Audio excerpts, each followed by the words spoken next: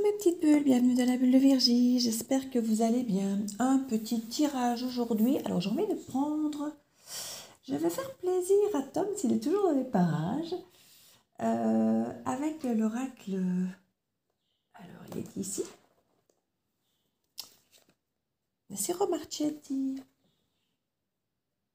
tarot d'héritage divin. Je le trouve magnifique, hein. Franchement, j'adore, vous savez. Et c'est vrai que je les ai, je ne vais pas dire presque tous, mais c'est vrai que je les ai au moins tous une fois dans les mains, tous les siens. Il y en a certains sur lesquels j'accroche un peu moins. Mais généralement, franchement, je les aime quasi tous. J'en ai plusieurs d'ailleurs à lui. Vous avez déjà remarqué, je pense, parce que chaque fois que j'ai un lui dans les mains, je le dis, j'en parle. Donc on va voir un petit peu à quelle sauce on va être mangé pour l'instant. Alors, j'espère que vous allez bien, que vous avez la pêche. J'ai repris les tarots. Je sais qu'avec les tarots, j'ai de suite des tirages beaucoup plus longs. On m'a dit que vous préfériez finalement, parce qu'au départ, moi je faisais des tirages longs, on me disait « Oh, c'est trop long ». Et puis j'ai voulu les raccourcir, du coup j'ai pris moins souvent les tarots et j'ai pris plus d'oracles avec lesquels c'est une lecture beaucoup plus rapide, je trouve. On m'a dit, oui, mais on aimait bien quand c'était plus long, c'était plus... Bah oui, c'était plus précis. Avec les tarots, c'est clair que quand je commence, je peux m'envoler avec les tarots. Il y a tellement à dire sur une lame et sur les ressentis et sur tout ce que ça peut dégager que c'est de suite beaucoup plus long. Mais c'est de suite beaucoup plus précis. Et j'avais peur au départ qu'effectivement, quelque chose de trop précis parle finalement à moi de montre pour une guidance générale. Et du coup, j'avais un petit peu laissé les tarots plus de côté et je faisais plutôt des oracles et ça me permettait d'utiliser plusieurs oracles sur le même tirage sans forcément que ça fasse une guidance trop longue. Et c'est vrai que quand il y a eu un moment où j'ai une baisse d'énergie, les petits tirages me convenaient mieux. Maintenant, je vais peut-être en faire moins souvent, mais peut-être refaire des tirages au tarot parce que le tarot, j'aime beaucoup. Et finalement, je me rends compte que vous aimez bien quand c'est aussi peut-être plus détaillé. Alors du coup, ça parle peut-être à moins de monde, comme je disais, mais apparemment, les tirages plus détaillés vous vont bien. Donc voilà, je vais refaire un petit peu des tirages de tarot. Je vous avoue que ça me manquait un peu aussi. J'aime beaucoup ce côté psychologique. Ouais, c'est vrai qu'on voit plus loin quand même. On voit plus loin. Mais c'est même avec les oracles, c'est vrai que parfois on peut voir plus loin aussi. Mais comme je dis, on est quand même sur des tirages à la base d'ordre général. Hein, c'est des tirages pour tout le monde, collectif. Donc quelque part, je voulais pas être trop précise et arriver dans des histoires trop précises, mais en même temps... Reine de bâton de deck. Alors la reine de bâton, comme je vous dis, ça peut être vous, mais ça peut être une personne extérieure parce qu'elle peut être représentée comme une personne tierce, comme une éventuelle maîtresse, mais aussi simplement comme une femme épanouie, indépendante, qui fait ce qu'elle veut, comme elle veut, quand elle veut, et que ça la rend très attirante, très charismatique en fait de fonctionner comme ça, parce qu'on la sent libre, on la sent autonome, indépendante, vivante, vibrante. J'entends fusionnel, mais pas forcément fusionnel, puisque justement il y a ce côté très indépendant.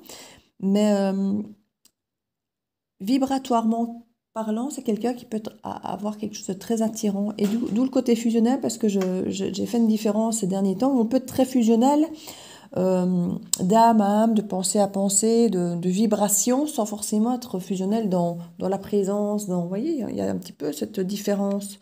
Et je me rends compte que je me suis toujours associée comme quelqu'un d'assez fusionnel et en même temps, présentiellement parlant, pas forcément. Donc, c'est dans l'interaction qu'on vit avec les gens, en fait, qu'il y a cette fusion. Moi, c'est vrai qu'on m'a toujours dit, ah, avec ton fils, quand vous vous voyez ensemble, vous êtes super fusionnel.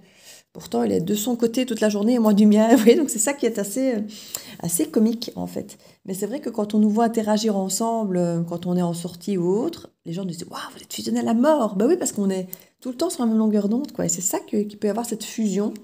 Qu'on peut, je pense, retrouver un petit peu dans cette reine de bâton. Ce côté très autonome et indépendante, mais en même temps très charismatique avec laquelle il y a cette fusion, vous voyez. Il peut y avoir ça. Donc ça peut être vous comme ça peut être quelqu'un d'autre. On va voir en fonction du tirage. Mais en tout cas, c'est ce qu'on a en dos de deck ici. Avec le 10 de coupe, ben écoutez, le 10 de coupe, c'est quand même la carte de la famille idéale, mais sur le plan émotionnel, hein, sur le plan relationnel, on se sent bien, on se sent épanoui. Et on peut effectivement, du coup, retrouver ce côté un petit peu, comme je disais, qui finalement, que j'entends là, très, très autonome, très indépendant, mais très équilibré en fait. Parce que il y a, comme je dis, cette forme de fusion. C'est comique parce que je n'ai pas vu la carte derrière. Il y a cette carte qui peut effectivement être très fusionnelle, mais en même temps très indépendante. Avec un as de bâton qui montre un nouveau départ assez passionnant, passionné. Plat de feu avec le bâton, c'est la carte du feu. Donc c'est quelque chose qui peut être vraiment très chouette et en même temps qui est profond, mature, mais qui est léger parce que indépendant malgré tout. Vous voyez, il y a ce côté, comme je dis, charismatique, indépendant. Voilà, il y a tout ce côté. Et ici, on se retrouve avec 9, l'ermite. Oui, il peut y avoir une nécessité de retrait quand un éventuel engagement ou célébration ou quelque chose. C'est un très bel équilibre, mais qui effectivement peut peut-être donner l'impression à cette personne très indépendante d'aimer ça et en même temps, je ne vais pas dire d'en avoir peur, mais de s'en méfier peut-être, vous voyez, parce que c'est quelque chose qui peut, comme je vous disais, le côté fusion et en même temps autonomie, on a pour cette impression que c'est opposé. Et en fait, pas forcément. Mais du coup, il y a peut-être un moment un petit peu de retrait, d'ermite nécessaire pour pouvoir un petit peu, je ne vais pas dire négocier, mais c'est le mot qui m'est venu, donc je vous le dis, vous savez, pour pouvoir entrevoir ou un petit peu calculer, une fois de plus, c'est pas le mot que je cherchais, pour pouvoir analyser un petit peu ce qu'engage, cette forme d'engagement, ce qu'engage l'idée d'avancer ou de... Oui, je vous dis les mots, c'est pas ceux que je voulais, c'est pas ceux que je cherchais, mais c'est ceux qui viennent. Et ici, il y a beaucoup de mots finalement, je veux dire contradictoires, mais beaucoup de mots que je ne cherchais pas, mais qui arrivent. Donc, comme je vous dis, vous savez bien. Comme ça, vous, peut-être que c'est à vous qui doivent parler, peut-être pas à moi par rapport à ce que j'essaye de transmettre dans le ressenti, parce que c'est ça, en fait, j'ai des ressentis, et j'essaye de trouver les mots qui colle le mieux à mon ressenti, mais peut-être que les mots que je vous lâche finalement ne collent pas à mon ressenti que je veux moi vous transmettre, mais qui collent peut-être à ce que vous ressentez. Donc c'est pour ça que je vous les dis toujours, parce que à vous, ils vont peut-être vous parler, même si moi, c'est pas ceux que je cherche. Comme s'il y avait une forme d'analyse de cet engagement potentiel ou de cette... pour voir... je ne vais pas dire ce qu'il y a à gagner ou ce qu'il y a à perdre, mais il y a un peu de ça, ce côté... voilà, si je m'engage, je ne suis peut-être plus aussi indépendant, aussi libre, mais est-ce que je perds autant que ça ou est-ce que c'est une part aussi grande qui mérite d'être analysée? Enfin, vous voyez un petit peu cette forme d'introspection à voir. Et avec la Lune, ici, on a quand même clairement toujours cette face cachée de la Lune, ici où nous sommes en plein nouvelle Lune, en pleine nouvelle Lune. Donc, on est dans ce moment où effectivement on vient de délester tout ce qui est un petit peu lourd, qui est obsolète, qui n'a plus lieu d'être. Ça peut être des peurs, ça peut être des stress, des angoisses, ça peut être plein de choses qui vous empêchent d'avancer, en fait, qui vous tirent vers le bas. Et quand cette nouvelle lune, effectivement, est passée, et je n'ai pas regardé lors de la nouvelle lune, donc je ne sais pas où on en est dans la nouvelle lune, mais je pense qu'elle est passée. Après, on a ce moment où cette nouvelle lune se remet à être dans son croissement, hein, où elle reprend tout doucement vie. Et à ce moment-là, j'ai envie de dire, tout est permis, hein, tous les espoirs sont permis. Tout peut reprendre en abondance, en créativité, ouais, tout peut reprendre vie, j'ai envie de dire. Et avec cette lune, on parle souvent de choses cachées, de mensonges, de choses peut-être pas dites, des non-dits ou des choses comme ça. Il peut y avoir effectivement ce changement de choses qui se dévoilent, de choses qui se disent, de choses qui... ouais, il y a qui prennent vie, qui vient de sortir ici, qui vient de... la lune a ce côté très féminin et fertile en fait, hein. Donc on a vraiment quelque chose de constructif, j'ai envie de dire, où on vient mettre un petit peu de la lumière sur quelque chose qui n'était peut-être pas clair. Vous voyez? Ou sur des illusions, ou sur des choses qui pouvaient peut-être apparaître comme des illusions. Enfin, vous voyez, tout ce genre d'énergie. Et on a la foi ici, mais c'est vraiment ça. Avec ces deux cartes, pour moi, on a vraiment... faire attention dans le sens où la foi, c'est vraiment croire, hein, c'est une croyance et la lune peut être effectivement cette forme d'illusion, de mensonge, de choses cachées. Donc on a effectivement peut-être attention, et c'est pour ça que l'ermite est là par rapport à cette forme d'engagement, se dire attention de ne pas croire peut-être aveuglément certaines choses et de mettre effectivement en lumière certaines choses qu'on pourrait peut-être, je ne vais pas dire croire aveuglément, parce qu'ici on a quand même une reine de denier, donc on a quand même quelque chose de très stable. Mais voilà, on a derrière un valet de denier, donc on a peut-être pour certains peur, oui voilà, c'est l'hésitation avec le 2 de bâton.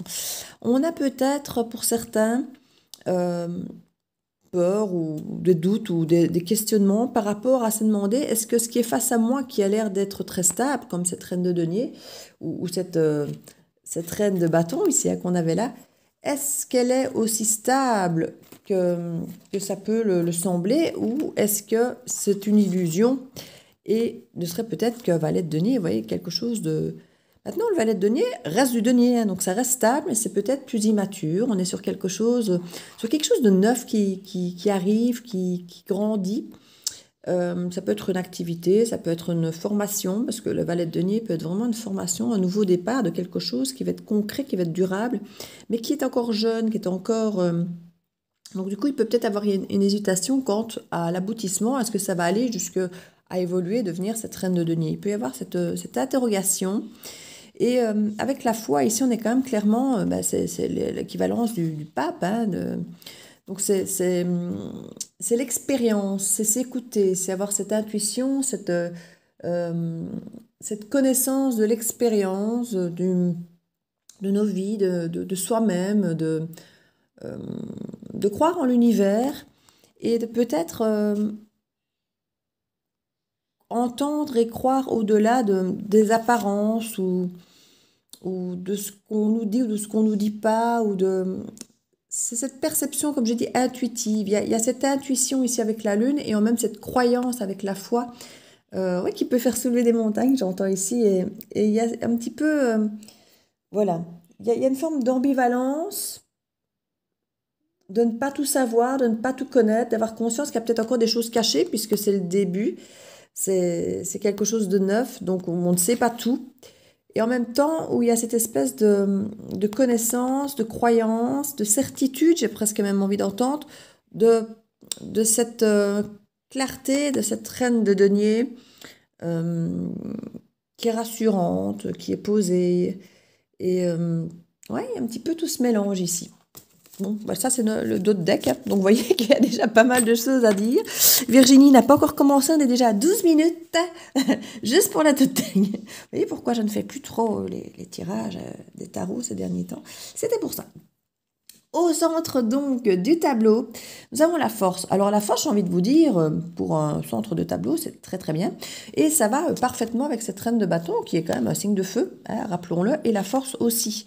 Donc nous sommes ici sur des signes de feu, en tout cas sur des tempéraments de feu, sur des volontés de feu, sur des énergies fonceuses, qui y croient, qui sont indépendantes, qui sont charismatiques, sur des énergies où on demande d'avoir de la force, de la patience, peut-être parfois aussi de la prudence, mais on y croit, on fonce, il y a ce côté sanguin, il y a ce côté imprévisible aussi de la force, mais qui fonce, qui va droit devant. Enfin, c'est un petit peu toute cette énergie, ouais, c'est le feu, quoi, c'est l'énergie du feu. Mais en même temps, tout en ayant cette sensation très équilibrée, très stable, et encore la coupe n'est pas censée être stable, mais voilà, c'est quand même ce sentiment d'appartenir à une famille soudée, chaleureuse, on se sent bien.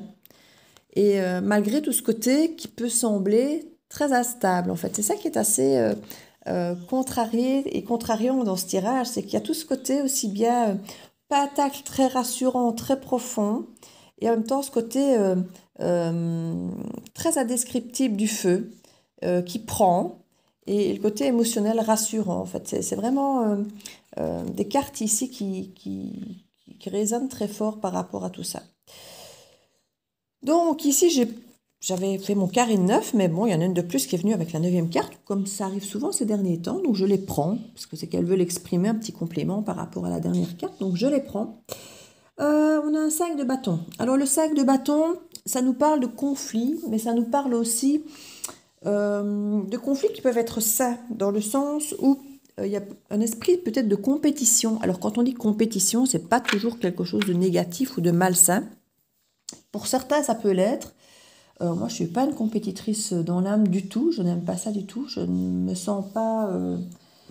je n'aime pas ça, en fait. Je n'aime pas la compétition. C'est quelque chose qui me fait plutôt reculer que d'avancer, mais certains, justement, voient ça comme quelque chose de très stimulant, la compétition. Il y en a qui ont toujours besoin de se sentir dans la compétition, dans le défi, dans la performance. Voilà, moi, c'est vraiment quelque chose qui ne me fait pas avancer. Euh, donc, c'est vraiment en fonction de chacun, j'ai envie de dire, hein, cette perception aussi. Mais on a quand même cette force. Donc, je pense qu'ici, c'est quelque chose qui motive quand même, j'ai l'impression. Je ne le sens pas comme une carte négative, en fait. Je ne le sens pas comme une carte de recul ou de confrontation. Je le sens plutôt comme un leitmotiv ici. On a quand même cette carte du 7 de bâton ici qui nous parle quand même de défendre ses opinions, d'où qu'il peut y avoir ce côté un petit peu conflictuel, entre guillemets, mais que je ne sens pas comme conflit. Je le sens plutôt comme une mise à jour, comme une façon de, de mettre les choses en place, de dire les choses, de savoir ce qu'on sème, de savoir ce qu'on crée, de planter la bonne graine, j'ai envie de dire, qui va germer derrière. Et on se dit, voilà, si j'ai envie que ça germe comme je veux, ben, il faut peut-être dire les choses aussi clairement comme elles sont, parce que sinon, après, ben, on plante, mais on plante peut-être pas ce qu'il faut ou comme il faut. Donc, le fait de dire les choses, et ça peut parfois être compliqué d'exprimer les choses, on sent qu'il y a un équilibre qui peut être un petit peu instable avec ce 2 de bâton. Il y a une forme d'équilibre, mais on sait que c'est pas un équilibre, voilà, il est sur son petit vélo tricycle, là, il est super bien équilibré avec ses 2 pièces d'or, mais à un moment, on a conscience qu'il va falloir mettre le pied à terre parce qu'on ne va pas pouvoir pédaler éternellement comme ça, au parfait équilibre. Donc il y a un moment où on sent que les choses doivent être un peu défendues. Alors comme je dis, c'est pas la guerre, hein, c'est pas un affrontement, même si ça peut peut-être avoir cette tendance. Je vous dis, il y a beaucoup d'énergies qui sont de base un peu comme l'huile et l'eau. On a le feu, on a l'eau et on a de la terre, on a des choses, plus loin, on a même de l'épée aussi. Donc on a vraiment un mélange de tous les éléments qui crée quelque chose de très équilibré, mais qui peut aussi permettre à certains moments d'avoir des frictions. Parce que voilà, comme je dis, certaines choses, l'air attise le feu, l'eau et le feu, bon, font pas forcément toujours bon ménage non plus. Donc il y a des moments où il faut s'ajuster. Voilà. C'est l'ajustement ici. C'est crier haut et fort qui on est, ce qu'on défend, les valeurs qu'on défend. Et ne pas avoir peur en fait d'aller le dire. C'est ça. Et s'il y a cette forme de confrontation, même si ça n'en est pas forcément une, ça peut apparaître comme ça, parce que comme je dis, ce sont des discussions peut-être pas forcément faciles, euh, mais qui sont nécessaires. Et comme je dis ici, c'est pas forcément de la compétition, mais c'est venir s'exprimer sur qui on est. Avec la grande prêtresse, il y a des choses ici, c'est justement quelque chose de non dit ici. Au niveau de la grande prêtresse, c'est quelqu'un qui ressent très fort les choses, qui est très très intuitif, qui s'écoute beaucoup, qui sait ce qui est bon pour elle, qui sait ce qui est bon en général, mais qui va pas forcément l'exprimer. Alors qu'ici, avec le 7 de bâton, on défend haut et fort ses convictions. Et c'est peut-être ça qui est difficile en fait. C'est qu'on a d'un côté quelqu'un qui va peut-être exprimer haut et fort ses convictions et quelqu'un qui va peut-être pas forcément très fort les exprimer. Alors ça peut être la même personne hein, qui a cette espèce de conflit en elle, ce conflit qui est là, entre se taire ou dire les choses, vous voyez? Ou ça peut être deux personnes différentes, où effectivement on va peut-être se retrouver avec quelqu'un qui s'exprime beaucoup et quelqu'un qui s'exprime peu, et où ça peut être compliqué à, à gérer parce que celui qui s'exprime beaucoup bah, peut attendre peut-être que l'autre s'exprime tout autant et en même temps bah, la personne qui s'exprime pas beaucoup va peut-être être mal à l'aise parce que l'autre s'exprime beaucoup et du coup si on répond pas on se sent peut-être dans cette forme de déséquilibre. On se dit voilà l'autre s'exprime beaucoup, nous on dit rien et du coup on se sent peut-être mal à l'aise parce qu'on se dit oui voilà on a l'impression de ne pas donner le change à l'autre. Il peut y avoir un petit peu ça. Ici, du coup, on a quand même ce roi d'épée qui est là. Le roi d'épée, c'est quand même la justesse, j'ai envie de dire même une forme de justice. En tout cas, c'est quelqu'un qui analyse beaucoup. Je ne veux pas dire qu'il y a la vérité infuse, mais si quelque part, il y a cette forme de vérité, de côté tranché, clair, net, de décision, de pouvoir, où on ne se laisse pas faire, on ne se laisse pas dire, où on veut que les choses soient, comme je dis, on veut que les choses soient claires, en fait, ici. Il y a une volonté, une nécessité, avec cette force, on a vraiment cette volonté de ne pas se laisser faire. Mais c'est pas dans le sens négatif du terme ici, quand je dis de ne pas se laisser faire. C'est pour une ouverture de cœur, en fait. On a quand même l'as de coupe qui est là. Donc on a quelque chose qui est... on veut quelque chose qui nous ressemble. Et pour avoir quelque chose qui nous ressemble, je crois que ma dernière guidance allait quand même dans cette idée euh, du projet qui nous ressemblait. Donc n'hésitez pas à aller regarder la guidance précédente parce que pour moi, elle fait écho avec cette guidance-ci. On sait ce qu'on veut, on sait ce qu'on ne veut pas, on connaît nos valeurs, on sait ce qu'on veut défendre, on le sait, on s'écoute beaucoup, on est dans cette grande prêtresse ici. Mais c'est pas pour ça qu'on veut toujours, tout le temps, tout exprimer, parce que tout le monde n'est peut-être pas toujours prêt à entendre ce qu'on ressent, ce qu'on vit, ce qu'on veut exprimer. Et du coup, il y a cette envie parfois peut-être de plutôt se taire, mais en même temps, on a conscience que s'il y a une ouverture de cœur possible, il y a des choses qu'il va falloir exprimer. Alors, c'est trouver les bons mots, les bonnes façons de le faire. Comme je dis, ça peut amener vers une forme de sentiment de conflit, même s'il n'est pas forcément conflictuel. Mais comme je dis, ce rapport entre se taire ou exprimer et défendre ses valeurs est nécessaire. Parce qu'on ne peut pas ressentir les choses, savoir les choses et ne pas les transmettre et exprimer, enfin espérer, voilà, espérer pouvoir avoir une ouverture du cœur si en même temps on n'exprime pas certaines choses. Surtout s'il y a, comme je dis, des valeurs à défendre, que ce soit des valeurs d'indépendance, d'autonomie, ou que ce soit des valeurs de famille, de bien-être, de confiance. Vous voyez, il y a toutes des choses assez fortes ici, assez, comme je dis, qui peuvent parfois sembler contradictoires, mais qui ici ne le sont pas, en fait. Ce ne sont pas des choses contradictoires, mais elles peuvent apparaître du premier regard, du premier rapport, elles peuvent apparaître comme contradictoires, mais elles ne le sont pas. Et c'est pour ça qu'il y a cette nécessité de mettre en exergue ici ces valeurs. Et les exprimer, comme je dis, peut ne pas être simple parce que de prime abord, on a l'impression que c'est contradictoire. Or, comme je dis, ça ne l'est pas forcément. Et du coup, ce sont des discussions qui peuvent ne pas être simples, qui peuvent apparaître peut-être tranchantes, qui peuvent apparaître froides, parce que le roi d'épée, c'est une énergie froide, c'est une énergie de décision qui laisse peut-être pas beaucoup de choix, la décision aux autres, en fait. Parce que quelque part, le roi d'épée, il vient avec ses certitudes, avec sa froideur, où il n'a pas forcément le cœur ouvert, mais à côté, on a quand même la carte d'as de coupe à côté, où là, c'est clairement une ouverture de cœur, c'est un nouveau départ avec une ouverture de cœur. Alors que ce roi d'épée, de base, c'est une décision très raisonnable et raisonnée, très analytique, très froide, très tranchée, très tranchante, et qui ne laisse pas à la base place à cœur. Mais ici, on a un cœur. Donc, on a vraiment, avec ce 3 de denier, ici, en plus, cette envie de travail d'équipe, de travail de groupe. On parle un petit peu avec ce 3 de denier, ouais, de travail d'équipe, clairement.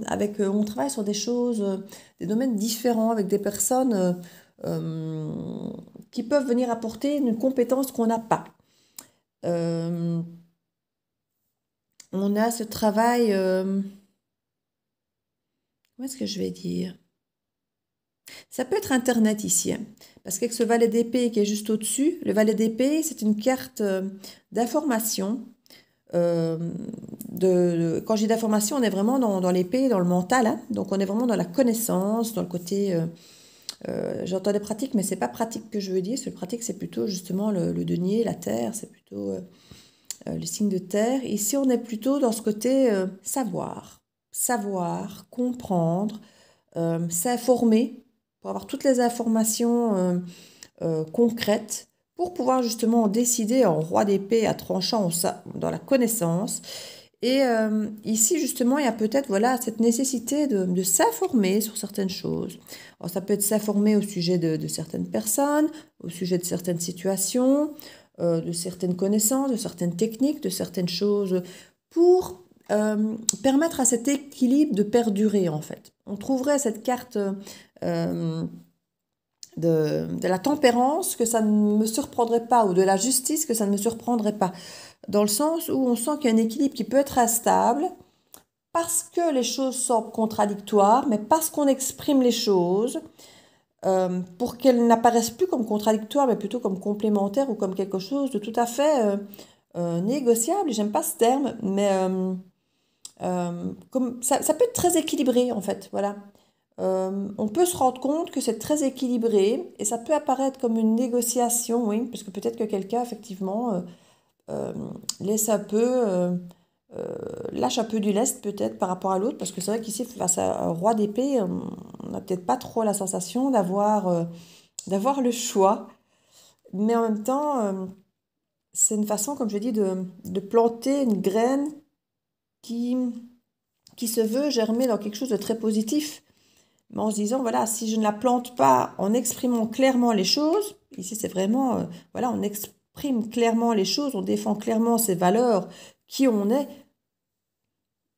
on se dit que si on ne le fait pas, on ne saura pas planter quelque chose de sain. Donc c'est ça qu'ici, on a l'impression d'aller peut-être un petit peu au front, là, d'être en première ligne, d'aller un petit peu sur un champ de bataille, mais c'est une bataille saine, c'est une bataille qui se veut constructive et pas du tout destructrice ou conflictuelle en fait. On est vraiment... Et là, on est quand même face à l'empereur, donc on est vraiment... l'empereur, il a... Oui, il peut avoir ce côté despotique, c'est clair, mais ici, il est dans le travail d'équipe. Donc, clairement, il n'est pas dans le côté despotique. Il est vraiment dans ce travail d'équipe où on veut gérer une compréhension, une connaissance, un travail d'équipe. On veut créer un ensemble de plusieurs compétences.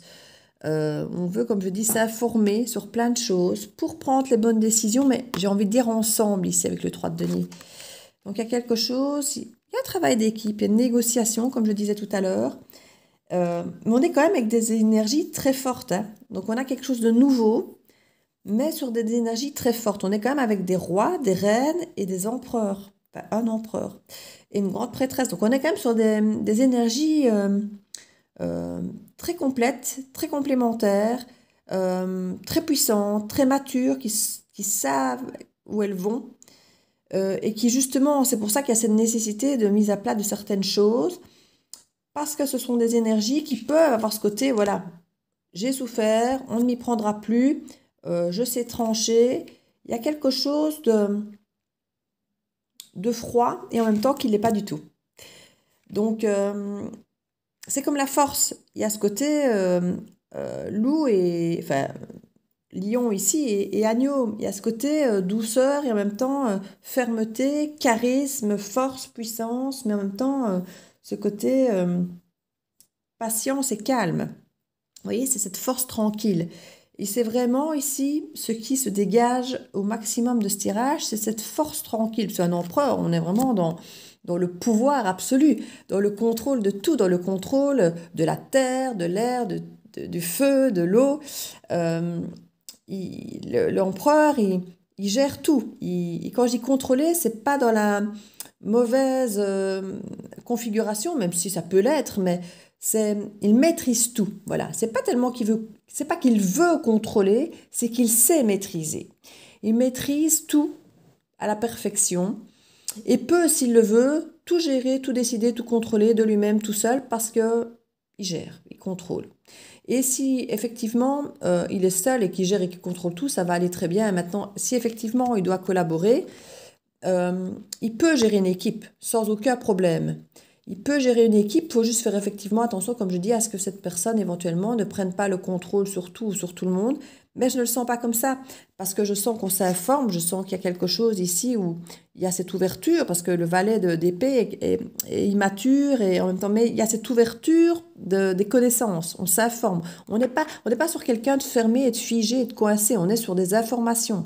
Alors on peut surveiller peut-être un peu ce que font les autres pour être sûr qu'ils le fassent bien, c'est possible, mais on a quand même cette ouverture de cœur, ce nouveau départ de cœur. Donc il y a quelque chose quand même de, comme je disais, autant on a un empereur ou un roi d'épée qui peuvent être assez, assez rigides, autant notre empereur ici a le cœur ouvert et le feu, enfin tout est là, hein. Donc on n'est pas sur quelqu'un de fermé ou figé et on a cette collaboration clairement. D'où ces mises au point, de défendre chacun ses valeurs, de défendre chacun qui on est.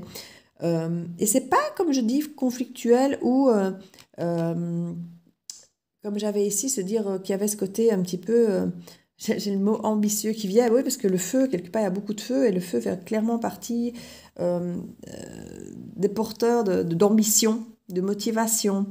Tout ça fait partie de ce qui est porteur ici dans cette énergie,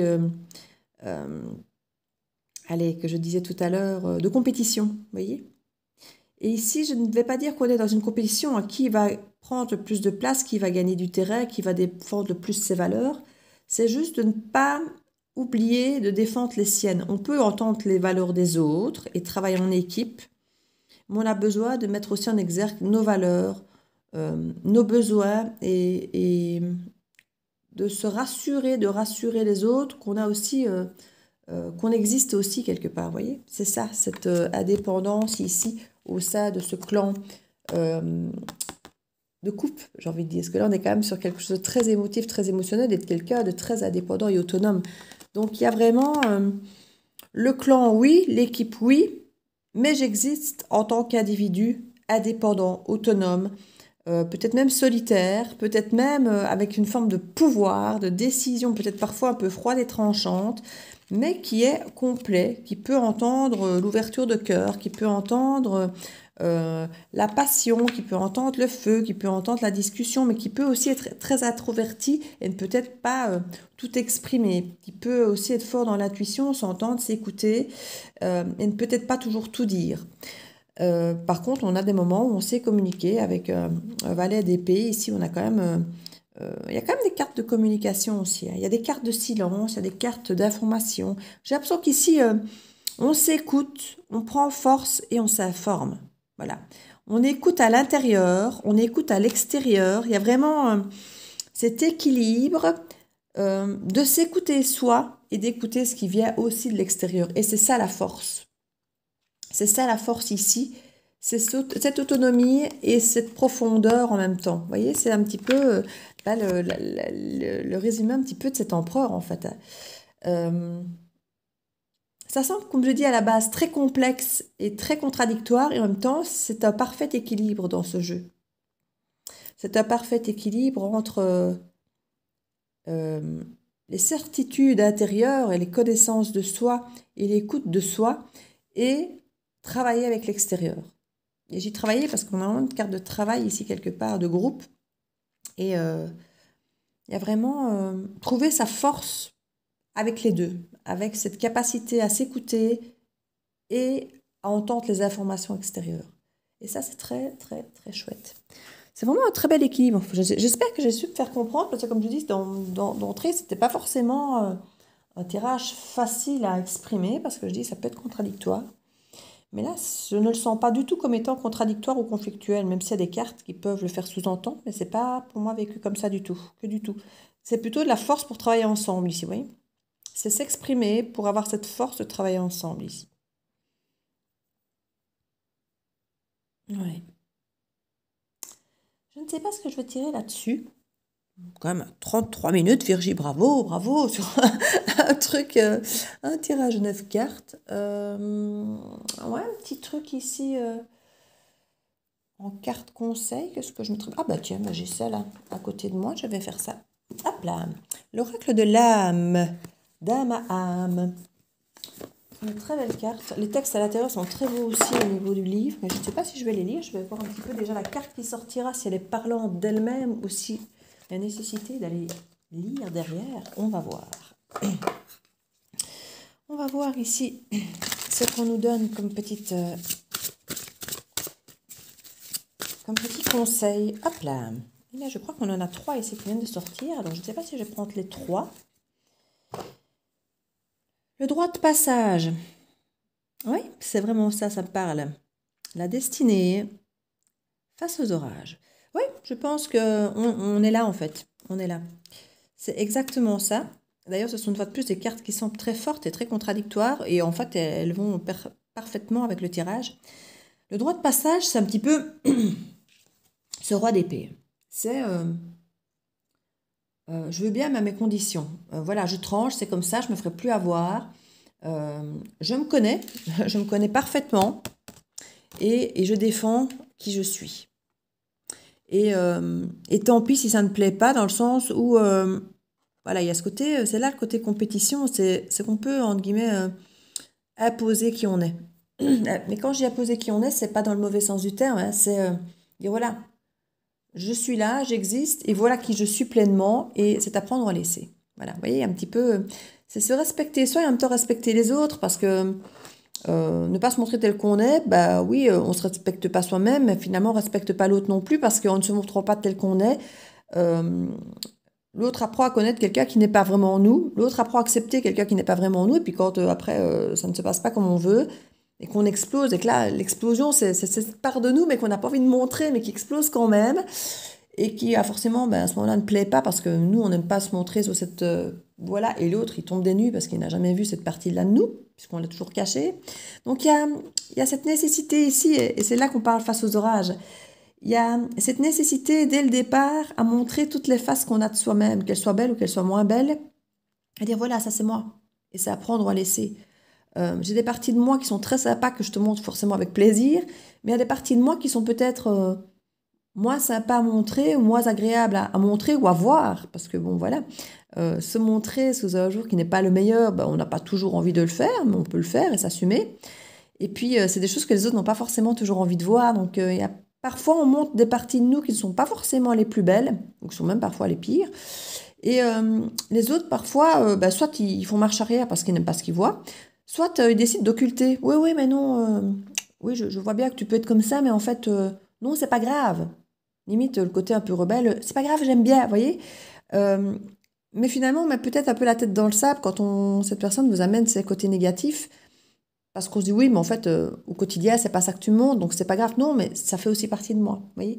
Et il y a un petit peu ce droit de passage ici où, je ne vais pas dire qu'on teste les gens, mais en amenant toute la part de nous, enfin en tout cas le maximum de ce qu'on pense pouvoir montrer, être ou transmettre à l'autre. Alors voilà, ça c'est moi.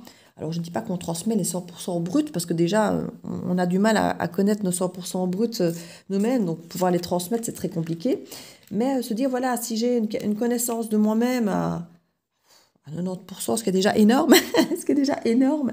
Je ne sais pas si on peut tous prétendre à se connaître à 90%, et je ne sais pas si je peux prétendre à ça, puisque forcément les parts qu'on ne connaît pas, on ne sait pas quelle proportion elles ont en nous. Euh, mais admettons même qu'on ait cette sensation qu'on se connaît à 90%. Si on arrive déjà à en transmettre 70%, c'est bien. Donc ici, il y a vraiment cette sensation peut-être de tester un petit peu, dire voilà, je te donne tout ce que je suis, dans mon bon comme dans mon mauvais, je te montre tout.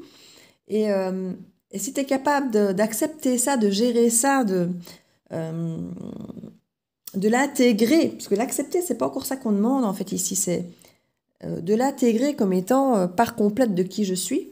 Et parce que accepter, c'est pas encore ça, comme je dis, c'est pas parce qu'on comprend les autres, c'est pas parce qu'on voit qu'on accepte. On peut voir quelque chose, on peut le comprendre, et pour autant ne pas se dire, bah, écoute, j'accepte. Non, on peut se dire, voilà, écoute, je comprends que tu sois comme ça, je le vois, je l'intègre, mais c'est pas pour ça que j'accepte ou que je tolère ou que je valide ça, vous voyez. Donc ici, il y a dans ce droit de passage un petit peu ça. J'envoie tout, je montre qui je suis, je tape peut-être un peu du poids sur qui je suis, on a peut-être l'impression que c'est un peu rigide, que c'est un peu conflictuel, mais c'est qui je suis. C'est la vérité pure, et déjà quelque part on peut se dire, tu peux déjà être content que je le dise, parce que quelque part je pourrais très bien me le garder pour moi, quoi. Vous voyez, c'est quelque chose, c'est quelqu'un d'intuitif ici, qui ressent fort les choses, et qui n'ouvrira pas son cœur pour un travail d'équipe sans taper un peu du poing, sans avoir ce côté un peu peut-être froid d'entrée de jeu, un peu... Ici, on a un peu de tous les signes ici, hein. Avec un roi d'épée, on a les signes d'air, avec euh, la grande prêtresse, je ne sais même plus, je me demande si c'est pas la Vierge, mais je ne suis plus sûre, je ne sais plus. Ou le poisson, oui, je sais plus. En fait, il faudrait que je vérifie, je ne sais plus du tout, en fait. Ça fait tellement longtemps que je n'ai plus pris les tarots, que c'est vrai que je n'ai plus cette association. Je me souviens qu'une fois, j'avais lancé un signe pour une arcane, et on m'avait dit non, non, c'est pas ça. Et je sais que c'était carrément, comme si j'avais dit taureau et cancer, enfin deux signes qui de base sont, ça me fait rire que je là justement ces deux signes-là, un signe de terre et un signe d'eau, donc bon, c'est même pas comme si c'était, mais pour moi ici, je crois que la grande prêtresse, ce serait bien poisson, je crois que c'était le signe d'eau. Vous me confirmez ça pour ceux qui s'y connaissent, qui sont sûrs, qui sont là-dedans. C'est vrai que je ne sais plus. Je crois que la grande prêtresse, c'est poisson, je pense. Euh, Oui, il y a vraiment cette... c'est ça, c'est un peu un test de passage ici. Est-ce que tu es capable de m'accepter comme je suis? Voilà, il y a un petit peu cette forme de questionnement euh, ici. Alors la destinée, on a effectivement cette force, hein. Il y a cette force, il y a cette, on avait tout à l'heure dans le dos du deck, comme je vous disais, cette lune associée à la foi, qui montre qu'il y a une forme de tout n'est pas clair, mais j'y crois. Et avec cette force et la destinée, il y a un petit peu ça, il y a cette force plus forte que nous, en fait, ce truc qui nous dépasse un peu. Et on a là, face aux orages, euh, on s'informe, on travaille en équipe. Comme je dis, face à l'orage, et quelque part, l'orage, il est annoncé sans être là, vous voyez. On nous dit, voilà, moi, en cas d'orage, je suis capable de ça. Je suis quelqu'un comme ça. Et comme je dis, c'est à prendre ou à laisser. Et il y a vraiment cette négociation un peu froide qui peut apparaître pour qu'en moment des orages, qu'il n'y ait pas de surprise, j'ai envie de dire. Pour qu'il y ait cette forme de travail d'équipe, qu'on s'informe du comment travailler en équipe pour garder une forme d'équilibre. Vous voyez, vraiment, c'est ça en fait ici qu'on a. C'est vraiment connaître assez qui on est pour le transmettre aux autres, pour qu'au moment des orages, ben, on puisse danser sous la pluie. Ouais. On parle d'inspiration. Elle est toute seule, je crois qu'il y avait d'autres cartes qui étaient sorties avec. On s'est inspiré ici. On s'est inspiré, je pense, à faire les choses bien. Avec cet as de coupe ici, parce que c'est sur l'as de coupe que ça allait être posé, il y a cette volonté de travailler en équipe et de planter une graine pour un nouveau départ, comme je dis, sur le plan émotionnel, hein, c'est avec une ouverture de cœur. La coupe est pleine, on ouvre le cœur. Et parce qu'il y a une aspiration ici, on se sent inspiré à le faire comme ça, en fait. Il y a cette destinée, il y a cette force et il y a cette conviction de défendre nos valeurs, peut-être des valeurs communes ici, puisqu'on a vraiment cette destinée, cette inspiration, cette ouverture de cœur. Tout est aligné ici avec cette force pour défendre des valeurs qui sont communes, je pense. Et c'est là que je dis qu'il n'y a pas vraiment de bataille ou euh, de... Si, je vais dire complicité, mais si justement la complicité est liée, mais... Décidément, c'est un mot que je n'aime pas, de compétition. Voilà. Du coup, il ne me vient pas. Vu que je l'aime pas, il ne vient pas. Donc voilà, ici justement, c'est peut-être là qu'on se rend compte qu'il n'y a pas tellement de compétition en fait. Il peut y avoir une sensation effectivement de compétition par rapport à une forme de compromis ou autre qui peut sembler un petit peu... c'est là ou c'est l'autre qui lâche un petit peu du pouvoir, du lest ici, hein, par rapport peut-être à ça. Mais en même temps, voilà, c'est pas fait... il n'y a pas vraiment de volonté de soumettre l'autre ou de pouvoir sur l'autre. C'est juste, comme je dis, de dire, voilà, je suis comme ça, c'est à prendre ou à laisser. Vous voyez? Il n'y a pas de pouvoir à prendre sur l'autre. C'est prendre simplement son propre pouvoir. C'est dire, voilà, je suis comme ça, c'est à prendre ou à laisser. C'est assumer qui on est. Et je sais pas, voici, on va dire l'imposer au monde. Voilà, mais sans, comme je dis, sans pouvoir sur les autres. C'est simplement assumer qui on est. Et comme je dis, ouais, j'aime pas le terme imposé aux autres, mais c'est un peu ça. Voilà, je suis comme ça et je vais pas me montrer à moitié parce que les autres n'ont peut-être pas envie ou parce que je ne dois pas justement m'imposer au monde. Il y a ce côté, voilà, je suis comme ça dans mon entièreté. Et c'est à prendre ou à laisser, ça plaît ou ça plaît pas. C'est ce droit de passage ici.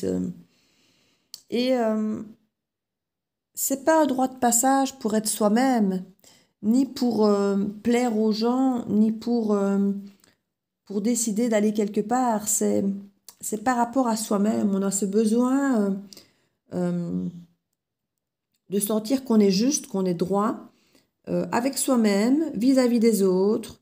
Mais si ça ne passe pas, c'est pas grave, ça passe pas. Ce droit de passage n'est pas une obligation de passage, n'est pas un forcing de passage. C'est juste avoir cette sensation que c'est entendu, que c'est clair. C'est notre droit d'exister et en même temps cette envie peut-être d'être droit avec les autres. Vous voyez? Donc il n'y a pas de forcing, il n'y a pas d'obligation, d'interdiction. c'est juste cette volonté d'être droit avec soi-même et avec les autres. Vous voyez? Voilà, d'être droit, d'être juste. Oh, elle aurait été intense cette guidance. Donc je vais aller une petite dernière ici. Et puis, je crois que le compte est bon, hein. 45 minutes de guidance. Bon, ben, on va pas me dire que je fais des guidances express ici, hein. J'en fais peut-être moins, mais elles ne sont pas express. Là, voilà la petite dernière. Le numéro complémentaire. Vie personnelle. Quelque chose de très important arrive pour ta vie personnelle d'ici un mois. C'est quelque chose que tu attends depuis longtemps. Cela t'apporte un très grand bonheur et beaucoup de joie. Bon, ben voilà. C'est QFD, n'est-ce pas? En dos de deck, nouvelle rencontre. Tu es invité à rencontrer de nouvelles personnes. Cela va t'ouvrir à de nouveaux cadres de référence. Cela va t'apporter de nouvelles pistes de réflexion. Tu vas partager de très beaux moments et des relations fortes et solides dans le temps qui vont se créer. Donc voilà ici, ouais, ce sont des belles conclusions qui, je pense, vont vraiment dans le sens de ne pas avoir peur de s'imposer parce que regardez, c'est beau apparemment. Ce qui en découle est bien et tout le monde du coup se sent bien parce que tout est clair finalement. Cette lune qui avait l'air de cacher des choses, de ne peut-être pas être claire, ben, finalement, les choses sont claires et on y croit parce que c'est plus clair qu'on ne le pense en fait. Malgré que tout n'est pas dit, que tout n'est pas clair, parce que c'est des débuts, ça, comme je dis, il y avait ici un valet, là aussi on avait un valet, donc on a quand même des choses qui commencent, mais des personnages courts comme très forts, comme je dis, des reines, des rois, empereurs, on est quand même sur des images, des gens qui savent où ils mettent les pieds en fait. Ce sont des gens qui se connaissent, qui savent ce qu'ils sont, ce qu'ils veulent, où ils vont et où ils veulent aller. Et ce sont des énergies très fortes en fait. Donc voilà mes petites bulles, j'espère que cette guidance pourra vous aider. N'hésitez pas à partager, à liker, à commenter surtout si ça vous parle, vous savez. Hein.